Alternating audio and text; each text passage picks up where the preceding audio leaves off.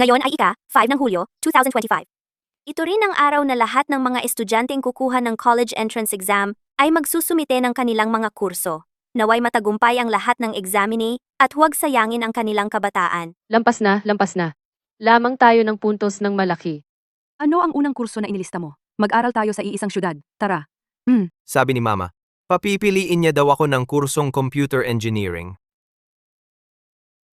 Naku, hindi maganda ay tumalon mula sa taas.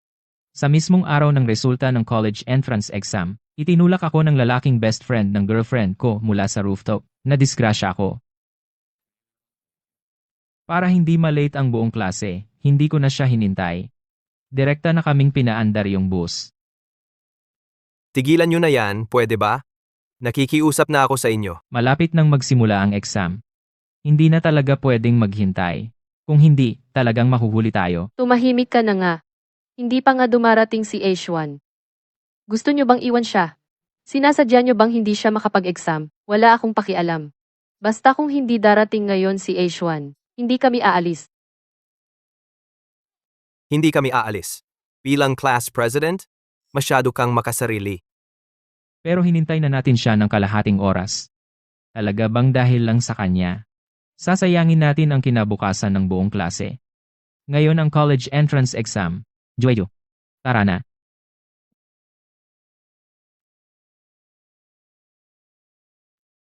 Noong araw na yon, sumigaw ako halos mapasigaw ang kaluluwa ko. Saka lang sila pumayag na umalis kami. Hanggang sa huling minuto bago ipagbawal ang pumasok sa exam room, saka lang kami nakarating. Deng Xuan, ikaw naman ang talagang na-late nung una. Ano bang gusto mong mangyari ngayon? Tama ang sinabi mo. Pero sinadya kong malate. Nagkunwari lang ako para magmukhang guilty ka at magpakamatay. Hindi naman ako makakakuha ng atensyon kung hindi ko gagawin ito para maging internet sensation.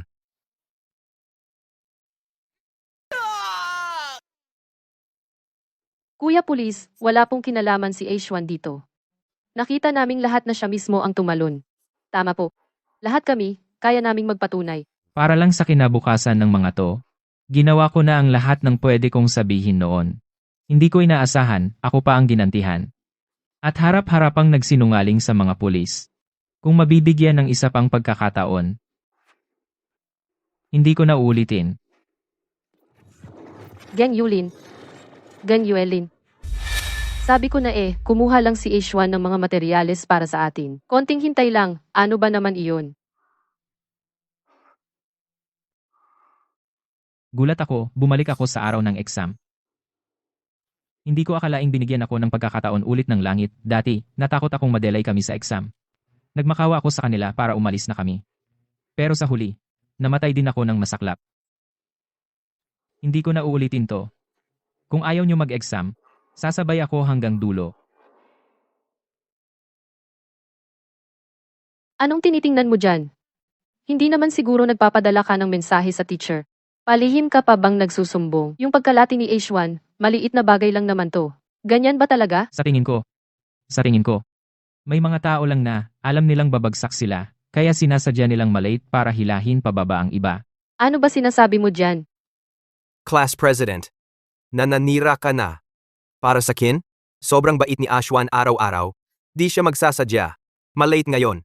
Tama. Isa pa, kaklase natin si Ashwan. Ganito kahalaga ang exam, hindi namin siya iiwan. Hanggat wala si Ashwan, wala ring aalis sa atin. Huwag niyo pahintulutan si Geng Yuelin na gamitin tayo. Pareho pa rin sila ng nakaraang buhay ko. Kaunting salita lang ni Wei Yue, handa na silang itaya ang kinabukasan nila. Sige, pagbibigyan ko kayo. Tutal ang pagkalati sa exam, wala namang epekto sa akin. May 2 oras pa bago magsimula ang exam. Malayo pa ang biyahe. Kung may nangyari man sa daan, lahat tayo possible mahuli, bahala na kayo. Uy, class president? OA ka naman masyado. Ang dami pa nating oras. Ano naman kung maghintay? Anong ginagawa mo?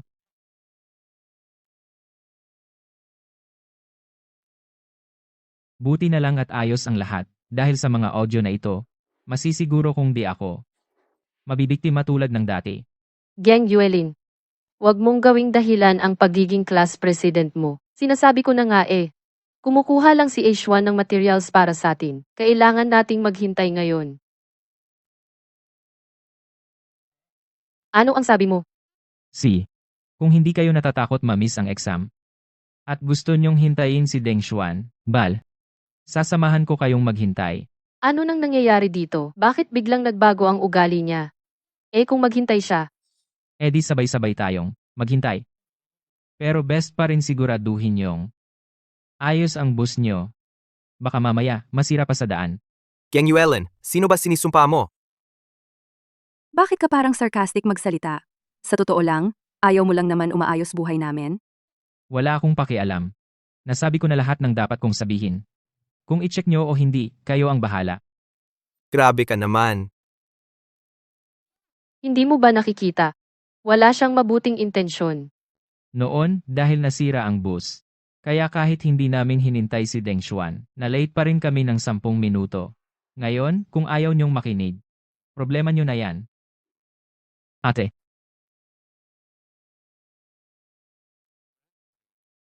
Yualin?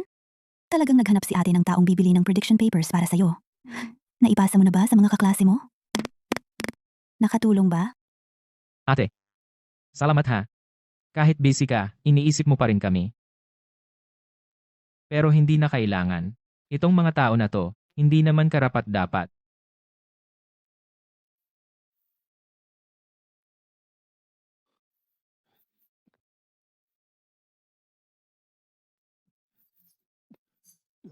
Dumating na si Ashwan. Uy, bakit hindi pa kayo umaalis? Ano ka ba? Magkaklase tayong lahat, Ashwan. Hinding-hindi ka naman namin iiwan. Tama. Hindi gaya ng iba dyan walang puso. Bilis, sakay na sa bus.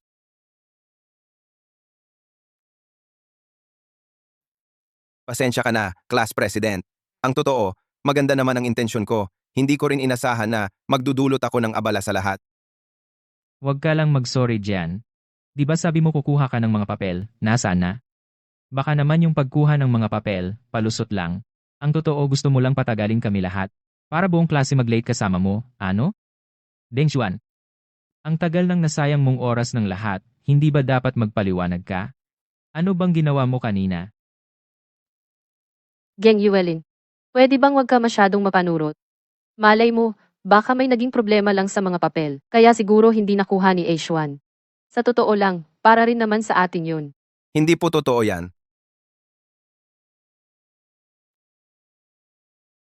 Walang problema ang mga papel. Binili ko to ng mahal. Mga practice exam. To, na siguradong lalabas. Tingnan nyo agad.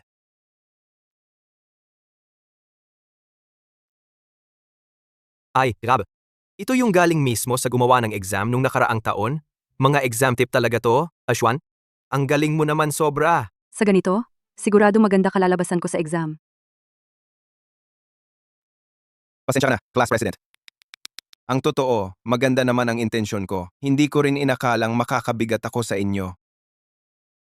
Sandali, hindi ba ito yung test paper na pinadala sa akin ng ate ko noon? Bakit nasa kanya?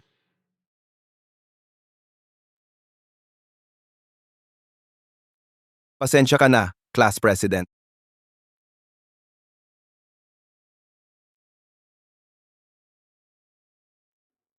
Deng Xuan, bukod sa magnakaw, ano pa nga ba ang kaya mong gawin? Huwag mo ibigay sa kanya. Ang taong sobrang makasarili tulad niya, hindi niya nga babasahin ang test paper mo. Kanina lang, gusto mo pang siraan, si Deng Xuan. Ngayon, nung nakakita ng test paper, hindi ka na makagalaw. Nakakahiya naman ang itsura mo. Sobrang kadiri na. Gang Yuelin? Hindi ba ikaw din kanina, ang lakas makapagsabi na bibigyan mo kami ng test paper? Asa na ngayon? Wala man lang kami nakita kahit isa. Yung mga papel ko. Siguro ninakaw ng aso yon, ano? Nagbibiro lang si class president. Okay lang yan. Ang mga papel ko, ituring nyo na lang na libre ko binigay sa inyo. Kasi, mas huli kayong umalis ngayon kumpara sa nakaraan, buo, 15 minutos ang difference. Kahit mag-memorize pa kayo ng sandamukal na tanong, sa huli, Di rin kayo makakadalo sa exam. Kung gaano kayo kasaya ngayon, ganoon din kayo kaiyak mamaya.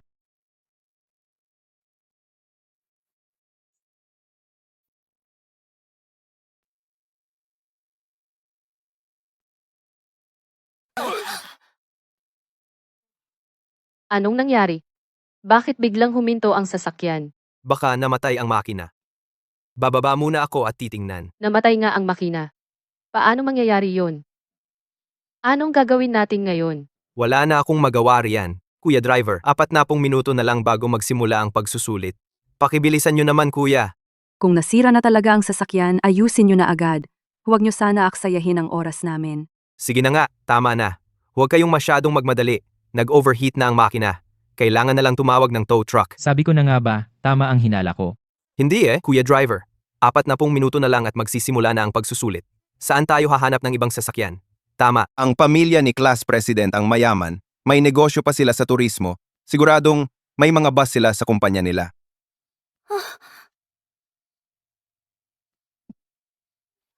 Bilis, tawagan mo na ang ate mo? Sabihin mong magpadala agad siya ng bus. Nang masiraan tayo ng bus, tinawagan ko agad ang ate ko. Mga kaklase, yung sasakyan pinadala niya ang bago at magarang tourist bus para sunduin tayo. Ate, salamat talaga. Ano ka ba? Huwag ka nang magpasalamat. Sana, maging maayos ang exam mo. Pero hindi lang nila hindi naalala ang kabutihan ng pamilya namin, inungusan pa. Kami na. Yung unang bus daw na pinadala namin ay bulok na. May seryosong problema sa kaligtasan? Kaya napatawag sa himpilan ang ate ko. Sir Geng, anong dahilan at ginawa nyo yan? Sir Geng, maraming estudyante sa bus. Paano mo napag-isipan yan? Sirgeng, isa pa. Sir Geng, Lahat ng bus sa kumpanya ko, 10 araw nang inarkila ng gobyerno ng bayan para magpagaan ng biyahe ngayong pagsusulit. Kaya, hindi na kami makapaghiram. Wala ka lang talagang balak tumulong, di ba? Keng Yuelin, kapag nahuli ka, hindi ka rin makakasali sa pagsusulit. Kung salungat ka sa amin, hindi ka magtatagumpay niyan. Hindi ka magtatagumpay niyan. May slot naman ako para sa pamantasan ng luntiang ulap, hindi ako natatakot malate. Sa huli, kayo rin ang mawawalan ng lahat. anong gagawin natin? Totally sira na ang sasakyan. Saan pa tayo kukuha ng bagong sasakyan? Kung nakalis na sana tayo ng mas maaga. Huwag kayong magpanik. Kilala ko yung mekaniko. Kokontakin ko siya ngayon. Siguradong hindi tayo mahuhuli. Kuya Lee? Hindi pa po ba tapos? 8:20 na po. Mahigit kalahating oras ka nang nag-aayos. Hindi pa po ba tapos? Kung ganyan katagal, nakatawag na sana kami ng ibang sasakyan. Tama? Ang ingay niyong lahat. Si Axian pa nga ang tumawag ng mekaniko para ayusin to. Kayo pa tong reklamo ng reklamo. Ayos lang yan. Kuya, pakibilisan nyo pa. kalma lang kayo.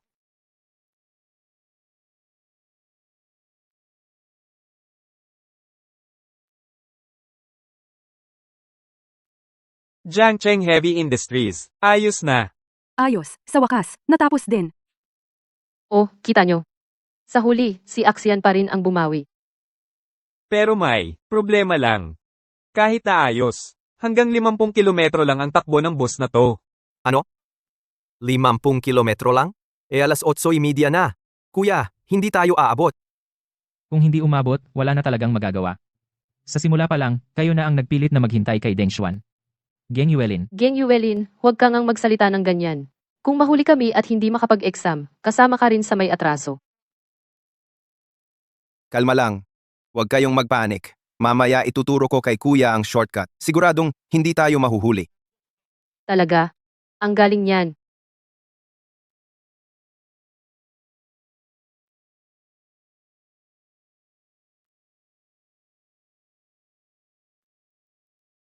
shortcut.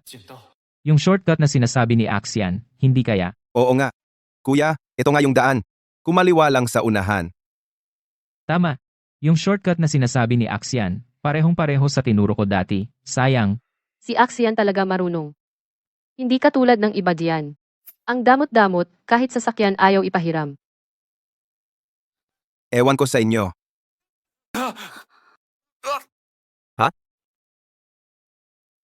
Anong nangyari? Sumabog ang gulong! May engine problem na, tapos ngayon sumabog pa ang gulong. Anong nangyari talaga, kuya? Sumabog ang gulong. May engine problem na, tapos ngayon sumabog pa ang gulong.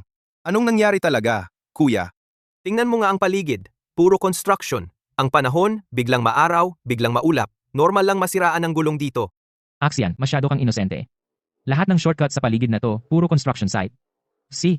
At ngayon pa mismo ang simula ng construction. Noong nakaraang buhay ko, 17 minuto mas maaga akong nagbigay ng direksyon, kaya wala kaming naging problema. Ngayon, nahuli kayo ng 15 minuto. Dahil sa traffic ng construction, inaasahan na talaga ang pagsabog ng gulong. 5 minuto na lang bago magsimula ang pagsusulit. Mukhang, wala na talaga kaming pag-asa. Wag naman. 3 taon akong nag-aral sa high school. Araw-araw akong nagre-review hanggang 2:00 ng umaga. Sayang naman lahat ng pinaghirapan ko. Benta lang ng itlog ng mga kababayan namin ang pinampaaral sa akin. Kung di ako makakapag-college, paano ko pa haharapin ang mga kababayan ko? Kuya? Hindi kami pwedeng mahuli. Pakihanapan niyo pa po ng paraan. Ano bang magagawa ko? Kasalanan nyo rin naman naghintay kayo.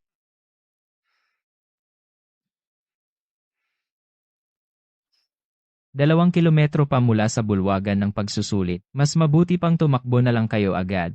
Kasi kapag lumagpas ng 15 minuto pagkapasok, hindi na kayo makakapag-exam. 2 kilometro? Dali, kunin ang bag! Bilis, takbo! Kung hindi, hindi na kayo aabot.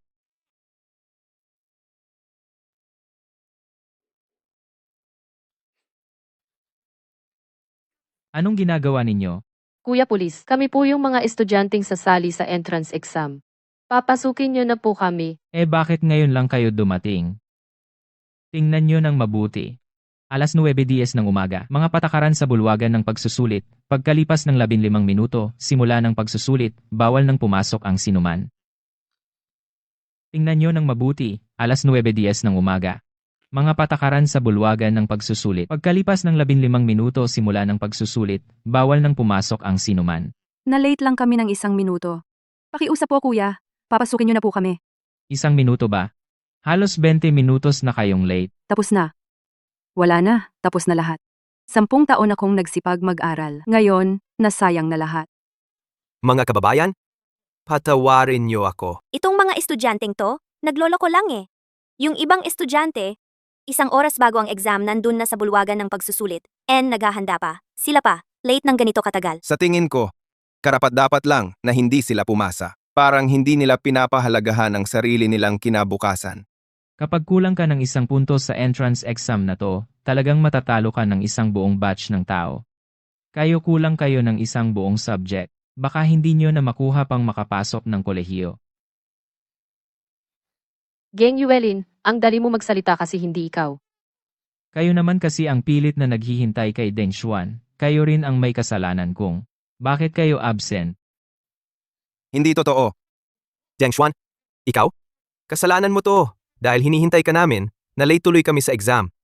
Hindi pa tayo tapos. Pwede ba munang kumalma ka? Guys, huwag muna kayong magpanik.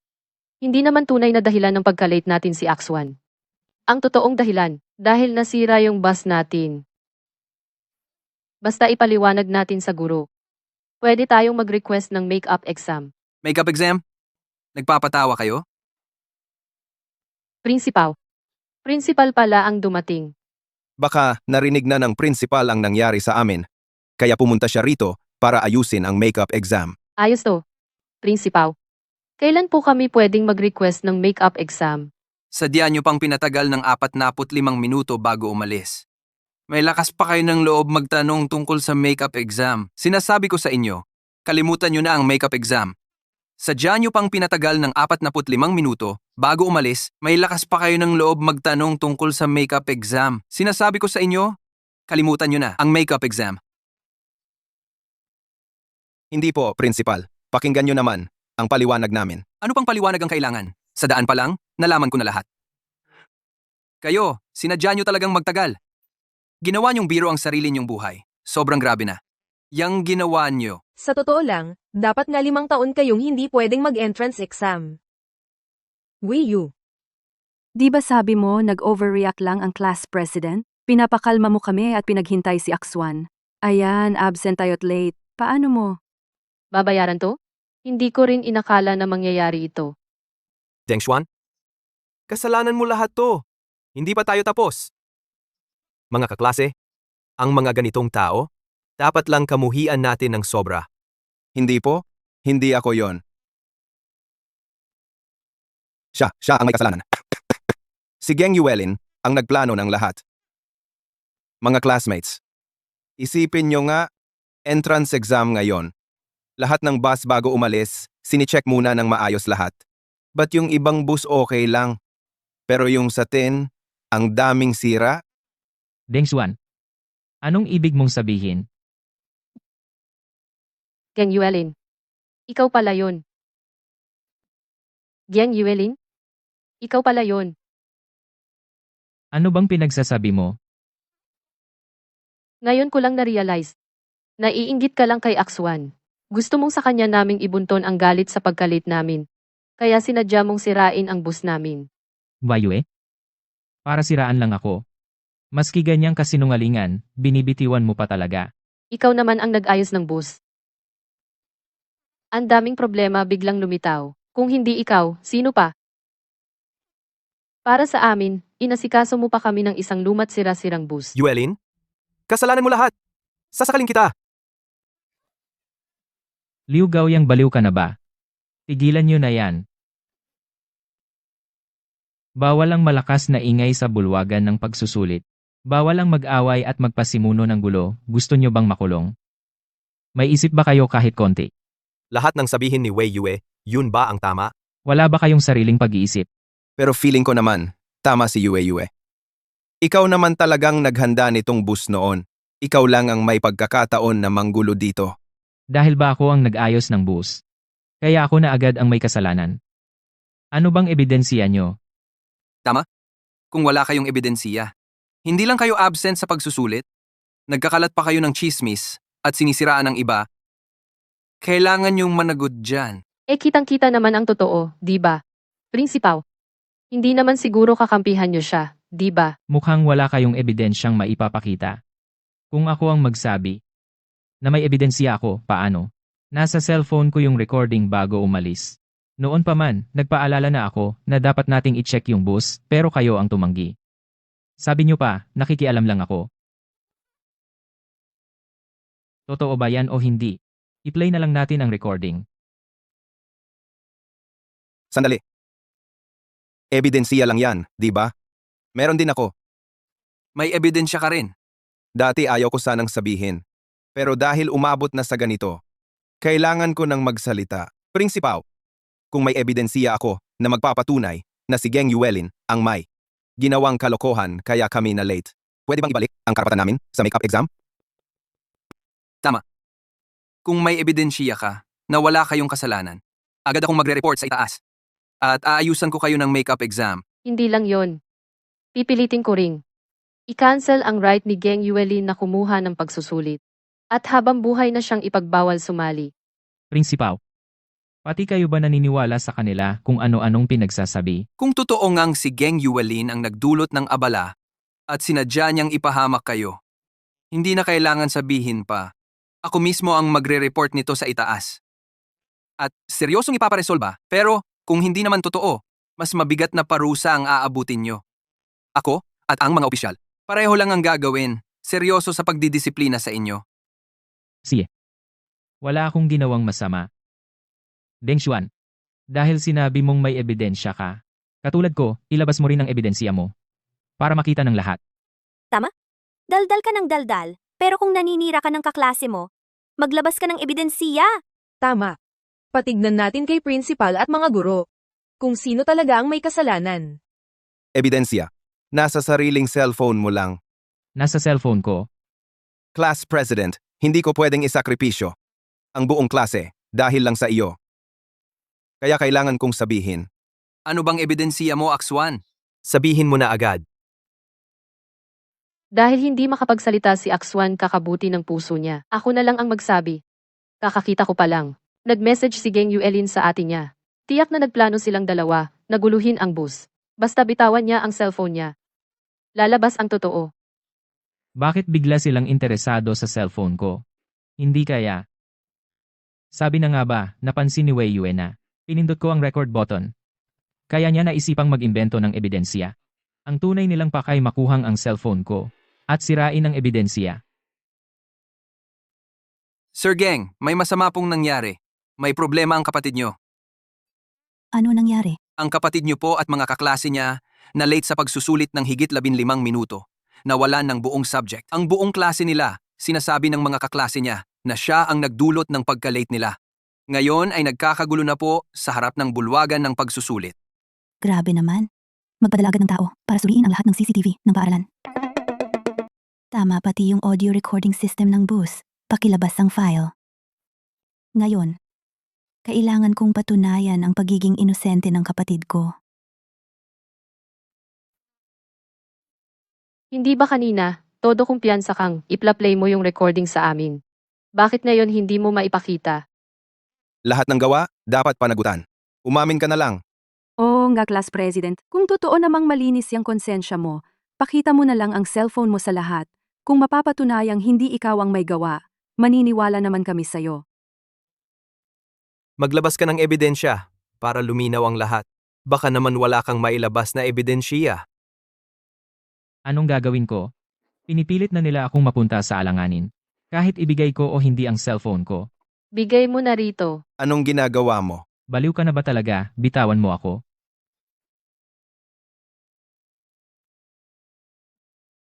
Pakita mo na kasi.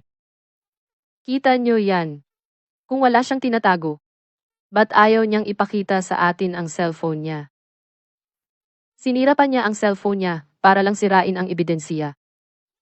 Sa tingin ko nga, siya talaga ang dahilan kung bakit kami na late.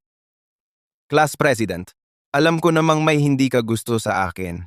Pero hindi naman tama na dahil lang doon, malalagay sa alanganin ang kinabukasan ng buong klase. Sobrang sama naman.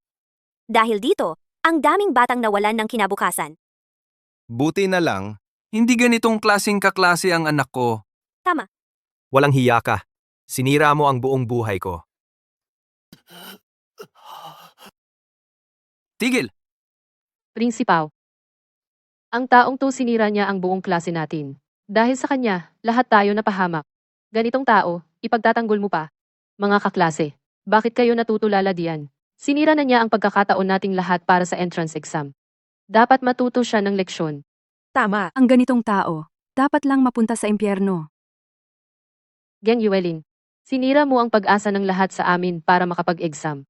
Kahit class president ka, dapat kang managot ngayon. Ano pa bang balak niyong gawin? balak namin? Siyempre, ipakita sa buong Pilipinas kung gaano kasama ang ginawa mo. Balak namin? Siyempre, ipakita sa buong Pilipinas kung gaano kasama ang ginawa mo. Mga kanetizen, dahil naiinggit ang gagong to sa akin na sinadya niyang sirain ang bus namin, kaya lahat kami nahuli, hindi kami nakapag-exam sa isang subject sa entrance exam. Unang-una, kayo naman ang nagpabagal. Pangalawa, kayo rin ang hindi nag-check ng sasakyan. Wala akong kinalaman dyan. Nagdadahilan ka pa. Gang Yuelin. Entrance exam to. Sa ginagawa mo, sinisira mo ang buong buhay namin. Kung hindi lang dahil maraming tao ngayon, matagal na kitang pinatulan, tumigil ka. Nadyan. Nasa livestream na, mahigit 10,000 tao na ang nanonood. I-report nyo agad sa mga boss nyo. Kung hindi, hindi natin maayos to. See ya.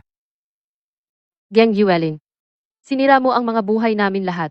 Gusto ko, sa harap ng lahat ng nanonood sa livestream, lumuhod ka at humingi ng tawad sa amin. Tama na. Ate, Tumigil ka na. ate.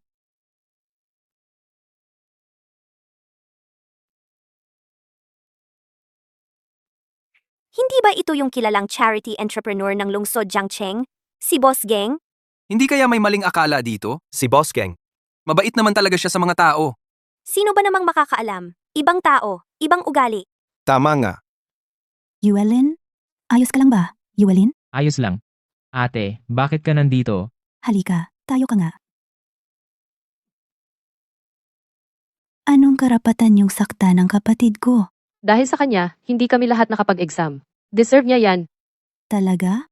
Ate, itong mga traidor na to, ayaw makinig. Gusto pa talagang maghintay. Nahuli tuloy. Tapos sinisisi pa ako. Boss Geng, wag nyo na ipagtanggol kapatid nyo. Ang kapatid nyo, porke may pera at koneksyon, naiinggit pa sa akin. Kaya tumawag na siya agad sa inyo. Pinagawa niya ng kalokohan sa bus namin, kaya lahat kami nahuli. Sinira niya ang kinabukasan namin. Hindi naman masama na bugbugin namin siya para maibsan galit namin, di ba? At Kita mo? Sabi ko na nga ba, kaya todo ang tapang ng cutie pie na to. Mayaman kasi ang ate niyang kakampi niya. sakto, kapag napahiya ang mga ganitong korap na negosyante, baka gumanda pa ang kinabukasan natin. Puro kalokohan. Meron din akong audio recording bilang ebidensya, patunay na ang totoong may kasalanan at sadyang pinahuli kayo sa exam. Ay si Deng Xuan. Ano? Si Deng Xuan? Imposible. Peke ang recording na yan. Halatang gusto niya lang akong siraan. Kung paninira ba o hindi, alam mo sa sarili mo. Kakakuha ko lang ng recording mula sa real-time recording system ng bus. Kung talagang wala kang tinatago, ilalabas ko na lang para mapakinggan ng lahat, para makita ng lahat kung talaga nga bang ang kapatid ko ang naging sagabal sa inyong entrance exam. O baka naman may tao talagang nagsisinungaling at nananadyang manira. Ate, kailan mo na-record yung usapan na yon? Ang bilis ng kilos mo ah. Huwag kang mag-alala, Yuelin. Basta andito si ate, hindi ko hahayaan na maapi ka ni kahit sino. Hindi naniniwala si ate na nagpakamatay ako. Pinaninindigan niyang magkaroon ng hustisya para sa akin. Bakit parang basta-basta nyo na lang tinapos ang kaso? Ang taas ng score ng kapatid ko sa entrance exam, imposibleng magpakamatay siya. Bakit ayaw nyo talagang imbestigahan ng maayos? Ginoong Geng, naiintindihan ko po ng lubos kung gaano kahirap ang pinagdadaanan ninyo dahil sa pagkawala ng kapatid ninyo. Pero ngayon, kulang pa talaga ako sa ebidensya. Hindi po talaga pwedeng magbukas ng kaso. Kayo naman? Sa huli, hindi kinaya ni ate ang lahat. Tuliro na siya ng masagasaan at naaksidente sa kotse. Hindi mo na maatim ang nangyari. Ate, sa buhay na to, hindi ko na uli hahayaan na mapasama ka. Hindi pwede. Sinabi lang ni Geng Yuelin kanina na may recording siya. Pero wala namang nilabas kahit ano. Yang recording na yan, siguradong peke lang yon. Kung talagang wala kang tinatago, basta malinis ang konsensya, ilabas na natin at pakinggan ng lahat. Para luminaw ang katotohanan. Kung talagang wala kang tinatago, basta malinis ang konsensya, ilabas na natin at pakinggan ng lahat para luminaw ang katotohanan. Ang sigurado magsalita ng ate ni class president, parang totoo naman. Baka nga niloko lang tayo ni na Deng Xuan at Wei Yue. Mga kaklase, huwag kayong magpaloko sa kanya. Siya ang president ng Geng Group. Kaya niyang paikutin dito sa Jiangcheng. Ano bang recording ang hindi niya kayang gawin? Kita namang halatang edit lang yung audio na yan. Tama. Tsaka isipin nyo, kung may masama talagang balak si H1, abala pa ba siya sa paghahanap ng totoong exam papers para sa inyo? Gising na kayo. Ang totoong may balak manira sa lahat ay itong cutie na pinakialaman ang sasakyan. Tama rin naman. Kung gusto talaga ni Ashwan manira, hindi na sana siya nag-abala pa na kumuha ng exam papers para sa atin. Geng Yuelin, muntik na naman kaming maloko dahil sayo. Peke lang yang ebidensya at niloloko mo lang kami. Peke nga ba yung ebidensya? Mga pulis naman ang narito, sila na ang bahalang magdesisyon. Tama, ibibigay namin ang audio sa technical team para masuri. Malalaman nyo rin ang resulta, ipapaalam namin agad sa inyo. May pulis na ang tagapamagitan, hindi pa rin ba kayo kampante? Totohanan ba o hindi? Ilabas na lang para malaman? Walang dahilan para magpatumpik-tumpik pa. Tayo na. Sandali! Kung ganyan kayong lahat mag-isip, wala na akong choice. Mga netizens, hindi nyo alam? Si Geng Yuelin, dahil mayaman at makapangyarihan ang pamilya, lagi kaming inaapi sa school. Ano, Daph? Tama. Dahil lang kanina kami late, pinaghintay niya kaming lahat sa labas. Dahil lang kanina kami late, pinaghintay niya kaming lahat sa labas. Ganyan ang mga pinagsasabi nyo, wala ba kayong konsensya? Grabe naman kayo. Ang ganitong class president dapat alisin na sa entrance exam ang slot niya. Kung makita ng mga nanay ng mga batang to, tiyak masakit sa loob nila. Geng Yuelin, siguraduhin ng school na masiyasat to. Kung ikaw talaga ang may ginawa. Kung mag-iimbestiga na rin lang. Mas mabuting dito at ngayon na. Mayor? Magandang araw po, Mayor. Mayor, Direktor. Kaka-report ko lang, tapos andito na kayo agad. Lahat ng social media trending ngayon, tungkol sa Janchang natin. Kung hindi ko pa tinutukan, siguradong lalaki pa lalo ang issue, aabot sa buong bansa. Pati si Mayor na apektuhan na. Kanina Deng, di ba sobrang kumpiyansa ka na malinis ka? Bakit ngayon, kabado ka na? Deng Xuan. Nang pinalaki mo tong gulo, iniisip mo lang paano makakuha ng atensyon ng tao. Para pagkatapos ng exam, makapag-live selling at yumaman. Pero hindi mo naisip, lalo lang naging mausisa ang lahat sa totoong nangyari. I-play nyo na ang recording na, hawak ni Ginang. Geng! I-play nyo na ang recording na, hawak ni Ginang. Geng!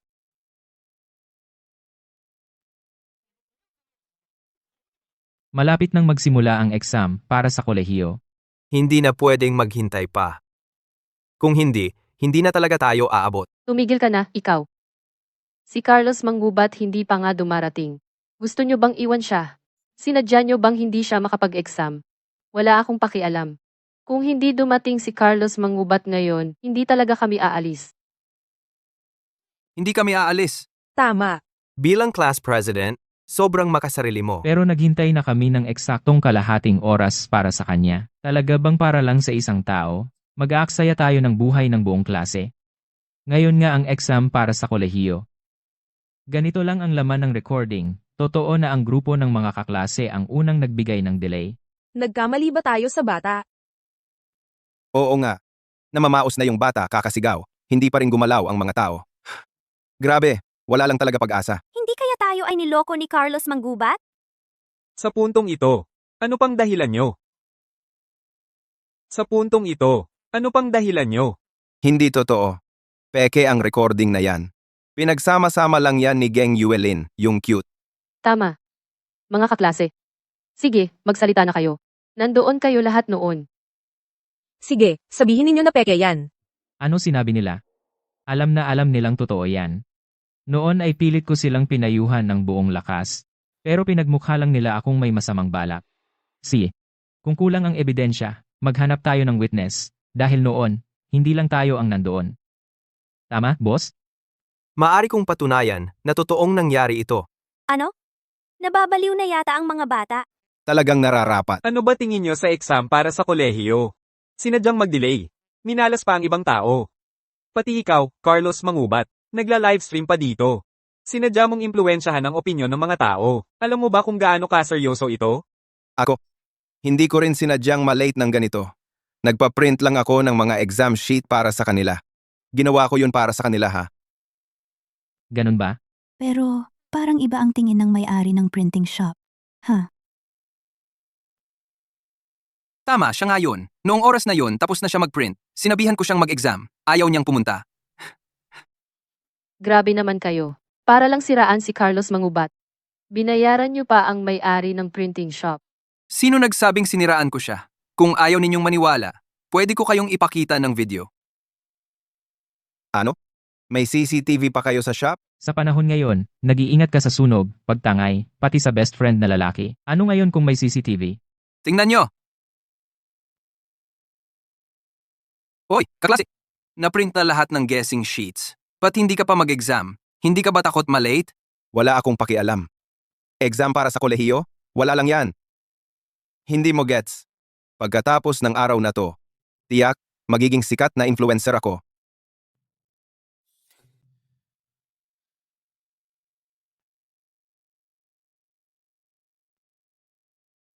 Yue. Ang tagal mo na. Bakit hindi ka pa dumarating? Malapit na ako. Anong kinakatakot mo? Mga nerd lang naman yan. Deserve nilang malate. Para hindi na nila ako aapakan sa susunod. Lalo na yang si Geng Yuelin. Alis na ako, boss.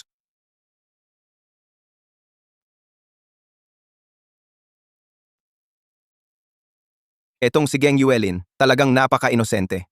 Kinuha ko pa yung meal card niya. Pinaglibre ko buong klase ng pagkain. Hindi man lang niya napansin. Sa huli, siya pa rin ang gumastos. Lahat ng tao, utang na loob pa sa akin. Ngayong graduation na, Yung card? nawala na rin.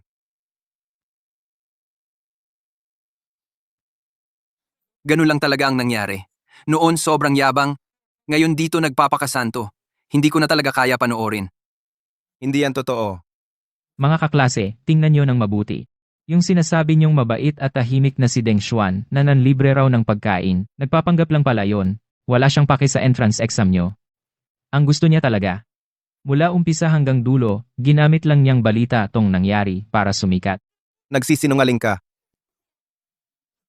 Deng Xuan, ibig sabihin, sadya ka talagang na late? Anong problema mo? Basta may narinig, agad naniniwala. Lahat ba kayo parang damong ligaw? Yang mga video at audio, hindi pa nabeberipika kung totoo o peke. Bakit agad niyong pinaniniwalaan na si Akshuan ang may gawa? Ngayon, ang ATEX sobrang advanced na. Sobrang yaman pa ng gang group. Madaling-madali lang magpekeng CCTV. Parang bala na to. Mukhang tatagal pa bago tumama. May 1 minuto pa bago lumabas ang resulta ng verifikasyon, totoo ba o hindi ang report. Hayaan nating mga eksperto magpasya. Hindi ko inakala, ganito pala kayo, hindi marunong umintindi ng tama at mali.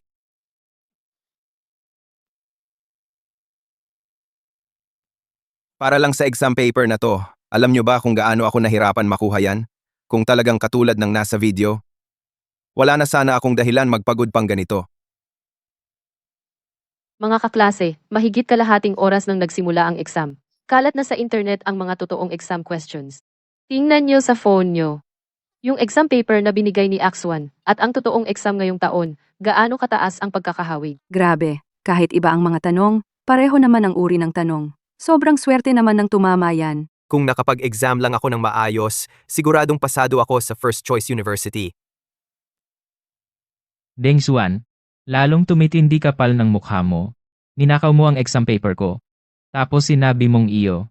Tama, itong exam paper na to ay binili ko pa ng mahal. Pinagawa talaga sa sikat na teacher. Kung hindi kayo naniniwala, pwede ko pa ring tawagan ngayon para patunayan. Sa totoo lang, kayo ang makapal ang mukha. Simula pa kanina hanggang ngayon, sinabotahin nyo kami, pinahinto pa ang kotse namin, tapos siniraan kami. Ngayon, sinasabi pang exam paper na pinaghirapan kunin ni Akswan. Inyo daw. Class President, di ko na alam kung anong nagawa ko sa'yo at ganyan mo ako sinasaktan. Mga kaklase, nakiusap ako. Sana, paniwalaan nyo naman ako. Baka naman tayo pa ang nagkamali kay Akswan? Gang Yuelin? Huwag mong sabihing ikaw na naman may pakana nito. Baka naman tayo pa ang nagkamali kay Akswan? Gang Yuelin? Huwag mong sabihing ikaw na naman ang may gawa nito. Tigil na ang ingay. Lumabas na resulta ng verifikasyon ng video. Makikita nyo naman kung totoo o peke. Mayor, ano naman talaga ang totoo? Ayon sa resulta. Totoo. Ha? Imposible. Ano ba talaga ang nangyari? Hindi totoo ang report na yan. Siguradong may anomalya diyan. Talaga? Tamang-tama. Na-recover ko na rin ang recording sa phone ko. Totoo ba ang report? Pakinggan na lang natin ito. Mang Lee, pakialamanan mo ng konti ang makina ng bus para tumirik kami sa gitna ng daan. Huwag kang mag-alala. Nasa card mo na ang bayad. Pakihabaan mo na lang ang oras ng pagkukumpuni. Mang Lee, hindi ba siya ang mekaniko nating tumulong dati? Sa simula pa lang pala, plano na ni Akswan lahat. Kaya mula umpisa hanggang huli, sila pala ang nagkunwaring biktima. Muntik pa akong magamit ng cute na to para pag-initan. Ngayon, malinaw na, may ebidensya na. Kung sino talagang nanloko sa inyo, hindi ko na siguro kailangan sabihin. Hindi totoo yan. Lahat ng to gawa-gawa lang ni Geng Yuelin. Akswan? Kala ko pa naman sobrang tiwala ako sa'yo. Kasalanan mo. Hindi ko naman gusto lahat ng to. Siya, si Mama ang nag-utos sa akin gawin to. Ito ang down payment. Pag natapos ko ang trabaho, malilipat na sa account mo ang natitirang bayad. Huwag kang mag-alala. Sisiguraduhin kung lahat sila malalate. Ma, sigurado ka ba? Entrance exam kasi to. Paano kung mahuli nila at bugbugin nila ako? Entrance exam lang naman nila yan. Mas mahalaga kang maging sikat sa internet. Mas maganda nga kung bugbugin ka. Kung hindi ka bugbugin, paano ka magiging viral? Mula umpisa hanggang dulo, wala talagang pake si Mama sa akin. Kung kailangang hulihin, siya na lang hulihin nyo. Kaya pala noong nakaraan kong buhay. Kahit sinigurado kong lahat ng kaklase ko ay makarating sa exam sa oras, sa huli, ako pa rin ang napahamak dahil sa paninira ng iba. Yun pala, simula't simula pa lang ay para malate tayong lahat. Anong sabi mo? Ulitin mo nga. Ikaw talaga, ang cute-cute mo pa naman. Ikaw ang pumalpak sa gagawin mo, tapos isasabit mo pa ako. Ibinuking mo na naman ako, di ba? Dapat noon pa, nanganak na lang ako ng gaya mong cute. Paluin kita, eh. Ikaw ang nagsabing malaki ang kikitain kapag naging influencer. Nasaan na yung pera ko? Kaya totoo pala ang sinasabi ng class president. Niloko nga talaga tayo nilang dalawa. Wayue. Halika dito. Wayue. Halika dito. Kung hindi mo kami niloko, hindi sana kami naloko.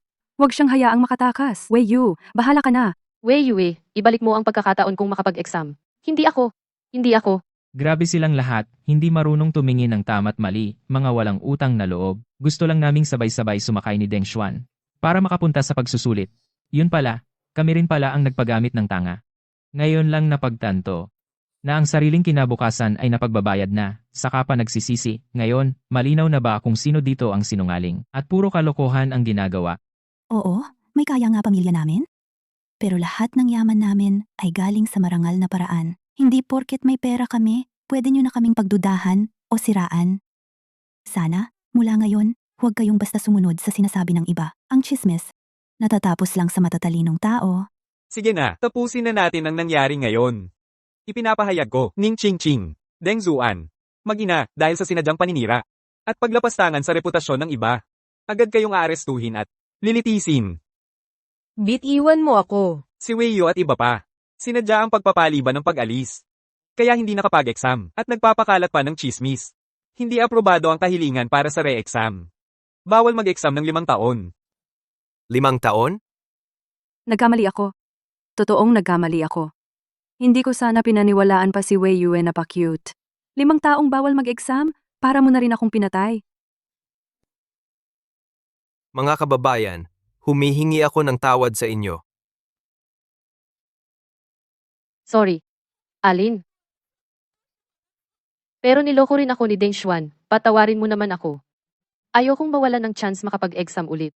Niloko niya ako, pero kanina nung tinutulungan mo si Deng Xuan, para siraan ako, hindi ko nakita na napilitan ka lang. Kung gustong gusto mo talaga ang best friend mong lalaki. Sige, ipapaubaya na kita.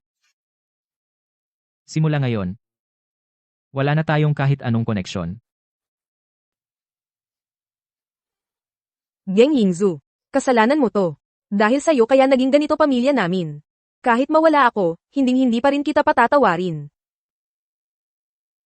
Bitawan mo ako. Huwag mo akong hilahin. Dalhin niyo siya palayo. Gang Yuelin. Ano bang ipinagmamalaki mo? Uwa. Hindi ako naging sikat. Hindi ako naging alamat sa internet. Pero ikaw naman, hindi mo rin nakuha ang karapatan para mag-retake ng exam, di ba? Haha, panalo ka ngayon, ano ngayon? Babagsak ka pa rin sa exam. Hindi ka pa rin makakaahon. Deng Xuan, gusto mo talagang makita akong mawalan ng dangal at masira pangalan ko? Sayang, mapapahiya ka lang.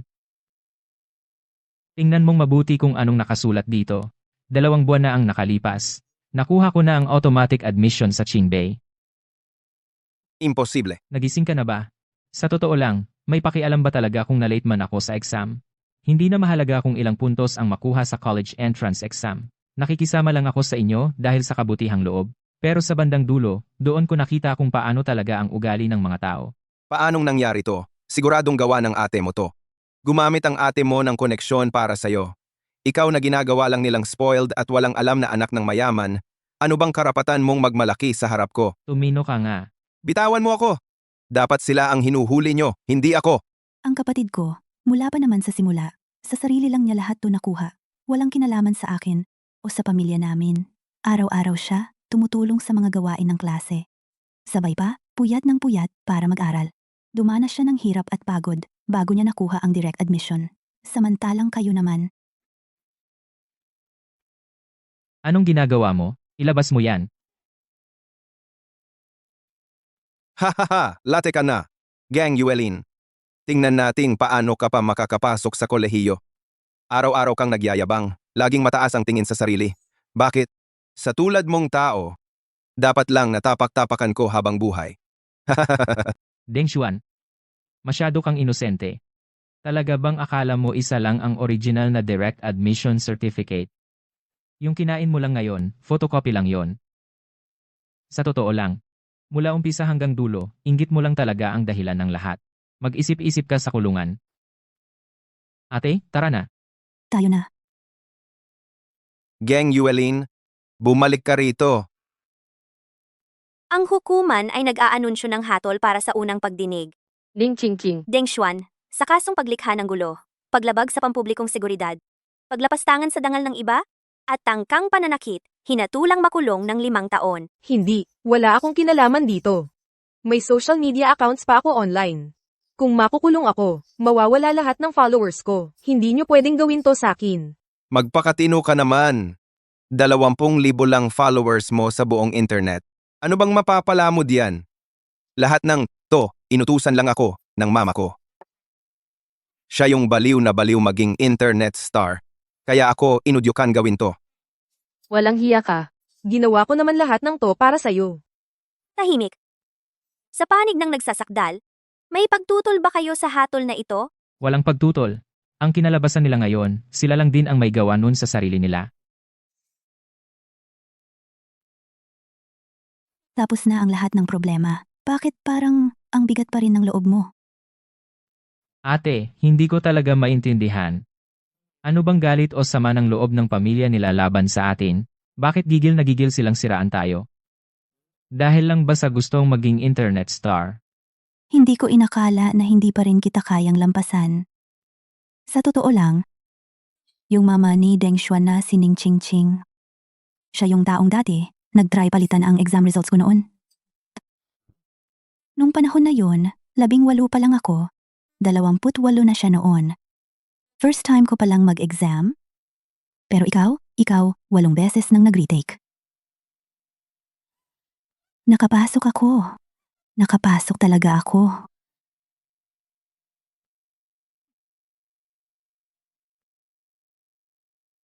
Bakit? Bakit lahat ng magagandang bagay na pupunta sa kanya? Nakakainis. Kaya dahil di siya pumasa ulit, nagtanim siya ng galit sa akin. Kaya ginusto niyang palitan ang exam results ko. Buti na lang, pinaglaban ko sa korte. Hanggang sa tuluyang mabigo ang plano niya. Lahat ng grades ko nandito. Sigurado akong may nagpalit sa exam result ko. Pakiusap, tulungan mo ako. Pakiusap. Tumayo ka muna. Sisiguraduhin kong aalamin ko ang totoo. Pero narinig ko, hindi rin siya naging maayos pagkatapos ng insidente. Pero hindi ko inakala na sa huli, pati ikaw, napagtripan pa niya.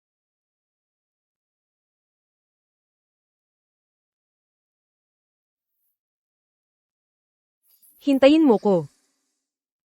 Simula pa lang, ako na mismo ang target nila. Ate, okay lang yan. Tapos na ang lahat. Sa huli, sila rin ang humiwa sa sarili nilang sugat.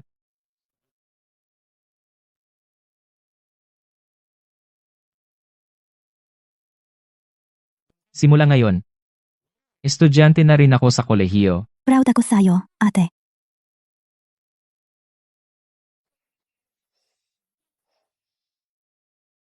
Bayue.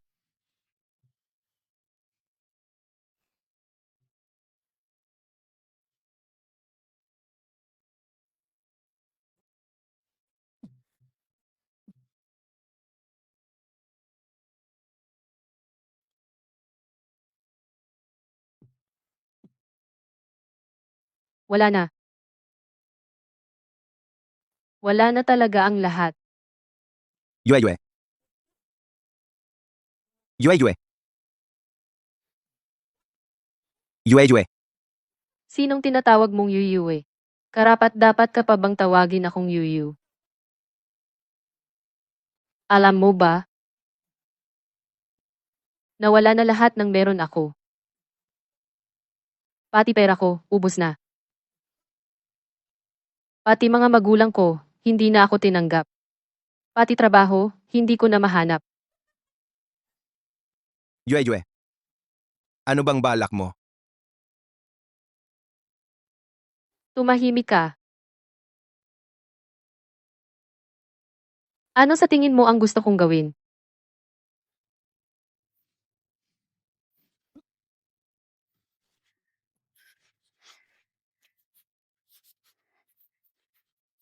Gusto ko. Mawala ka.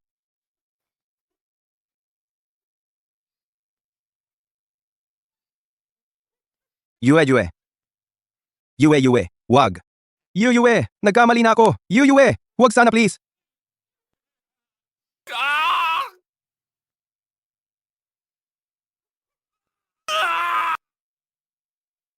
Naku. Magpapakamatay sila. May nangyaring pagsabog sa East Suburb Road. Sa ngayon, may 2 kataong nasaktan at namatay.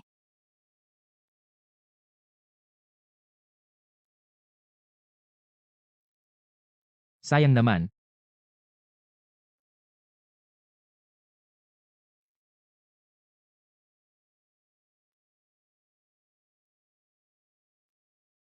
Uy, kaklase, bago ka lang ba sa kolehiyo? First year ka? Maligayang pagdating sa pamantasan ng Qingbei.